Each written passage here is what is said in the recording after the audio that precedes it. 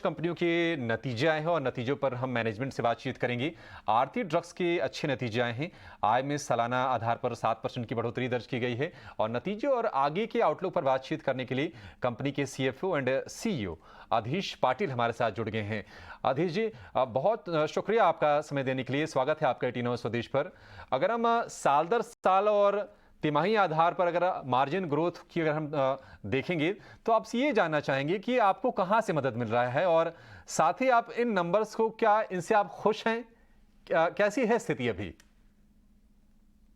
Okay. तो जहां तक डिमांड का सवाल है, बिल्कुल अभी सब लाइन पे आ रहा है।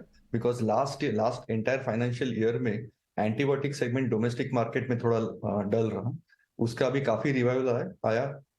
एक मेन रीजन वो डल होने का था कि inflationary cost because of crude raw material prices बहुत ज्यादा थे। इसके वजह से सेलिंग प्राइसेस भी बहुत ज्यादा थे, और बिकॉज गवर्नमेंट का जो डीपीसीओ का प्राइसिंग होता है वो फिक्स होता है फॉर्मुलेशंस के लिए, तो उसके लिए थोड़ा डिमांड में डल आया था। मगर अभी दिसंबर क्वार्टर और उसके बाद मार्च क्वार्टर में बहुत प्राइस करेक्शंस हुए हैं रॉ मटेरियल्स में, और इसके वजह से वो इन्फ्लेशनरी प्रेशर्स काफी डाउन हो गए और इसीलिए डिमांड फिर से वापस आ गया इंडियन मार्केट में। जहां तक एक्सपोर्ट्स का सवाल है, फर्स्ट हाफ काफी अच्छा रहा last financial year. Last half में क्या हुआ, थोड़ा बहुत डॉलर शॉर्टेजेस है थोड़े थोड़े कंट्रीज में, बट फिर भी वॉल्यूम ग्रोथ काफी देखने मिला हम लोग को मार्च क्वार्टर में। Means more than 12% volume growth है मार्च क्वार्टर में, ये एपीआई एंड स्पेशलिटी सेगमेंट में।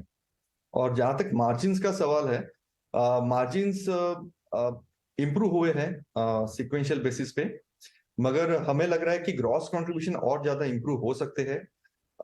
ये मार्च क्वार्टर में पर्टिकुलरली एंटीबायोटिक का सेल काफी हाई रहा है।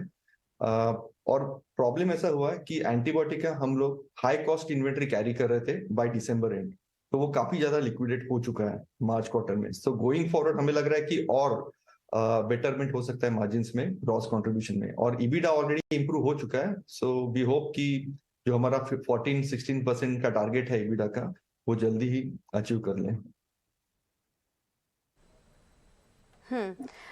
बिल्कुल। इसके अलावा सब आप जिन 4 सेगमेंट में मौजूद हैं उन्हें लेकर क्या आउटलुक बन रहा है आपका? कौन कौन से सेगमेंट बेहतर परफॉर्म कर सकते हैं और साथ ही आपके आने वाले समय में प्रोडक्ट मिक्स, प्रोडक्ट प्रोफाइल कैसा रहेगा? ओके। तो एंटी इन्फेक्टिव सेगमेंट जो है एंटीबायोटिक्स का, उसमें हमारे पास ऑलरेडी काफी कैपेसिटीज है, तो वो बिकॉज ऑफ हायर यूटिलाइजेशन बढ़ते रहेगा, but on means marginal basis. Anti fungal भी हम बढ़ाने का ट्राई कर रहे हैं और एक प्रोडक्ट लॉन्च करने वाले हैं, तो एंटी फंगल सेगमेंट बढ़ेगा। हमें एग्जिस्टिंग एंटी फंगल प्रोडक्ट के लिए ऑलरेडी बड़ा रेगुलेटरी अप्रूवल मिला है मार्च क्वार्टर में, जिसकी वजह से एक्सपोर्ट्स बढ़ेगा। Then anti anti diarrhoeal segment जो है, जो कंपनी का सबसे पुराना सेगमेंट है, उसमें भी हम लोग दो प्रोडक्ट में अराउंड 40% कैपेसिटी एनहांसमेंट करने का प्लान है आगे जाके। और सबसे बड़ा एंटी डायबिटिक अभी सबसे बड़ा अभी नहीं है, मगर हम लोग का गोल यही है कि एक क्रॉनिक सेगमेंट है एंटी डायबिटिक और कार्डियोवास्कुलर, वो सेगमेंट में अभी कंपनी को काफी ग्रोथ करना है आगे जाके। अधीश जी, एक आखिरी सवाल आपका, जो हम कर्ज के बारे में जरा जानना चाहेंगे।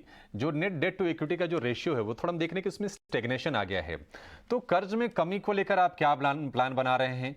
किस तरह से आप कर्ज घटाएंगे? तो अभी डेट का ऐसा है कि historically company debt to equity ratio 1.4 1.5 times था। हिस्टोरिकल मींस लास्ट अगर 6-7 साल पहले गए तो 20 इयर्स हम लोग ने उसी पे चलाया था कंपनी, बिकॉज ये पर्टिकुलर बिजनेस में वर्किंग कैपिटल रिक्वायरमेंट काफी हाई होता है। तो अभी भी जो है means around 600 crore plus debt है ऑन कंसोल बेसिस, उसमें से अराउंड 360 करोड़ तो वर्किंग कैपिटल डेट ही है।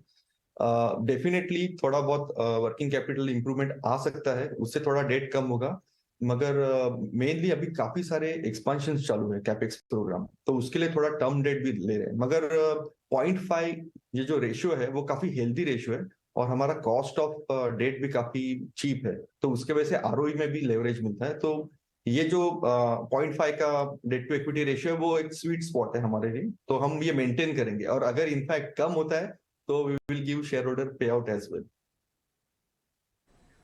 बहुत शुक्रिया आपका समय देने के लिए और नतीजों पर बातचीत करने के लिए। कुछ आंकड़े शेयर करने के लिए और आगे के आउटलुक पर भी हमें गाइड करने के लिए कंपनी को लेकर। बहुत शुक्रिया आपका, बड़ा मज़ा आपसे बातचीत करके। लेकिन आरती ड्रग्स ये जो शेयर हैं ये ऊपरी स्तरों से लगातार गिरा था, लेकिन मार्च में आकर इसकी गिरावट थम गई और मार्च के बाद से अब तक का जो करीब 1.5 महीने के आसपास का समय बीता है उसमें ये शेयर 1.5 गुना हो गया है। 313 रुपए इसका 52 वीक लो है और अब देखिए 456-57 पर ये ट्रेड कर रहा है।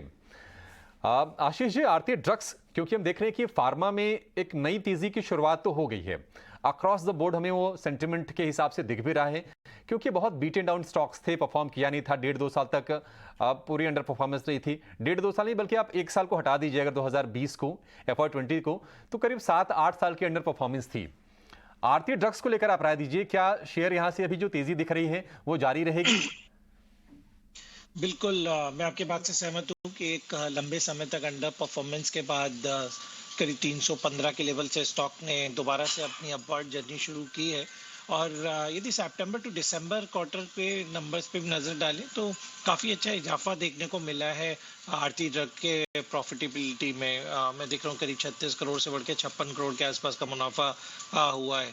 जरूर FY22 से FY23 के प्रॉफिटेबिलिटी में डिप है, पर मुझे लगता है FY24 एक अच्छा साल रहेगा, क्योंकि जो उनके एंटीबायोटिक जैसा मैनेजमेंट भी बात कर रहे थे उसकी अच्छा डिमांड बढ़ रहा है, और इसके अलावा जो कैपेक्स कर रहे हैं उसके भी रिजल्ट आएंगे। तो मुझे अभी स्टॉक अपील करता है और मेरा लक्ष्य एक साल के लिए स्टॉक का करीब 550 रुपए का रहेगा। ओके, तो 550 के लेवल्स आरती ड्रग्स के लिए यहाँ पर आशीष जी की तरफ से।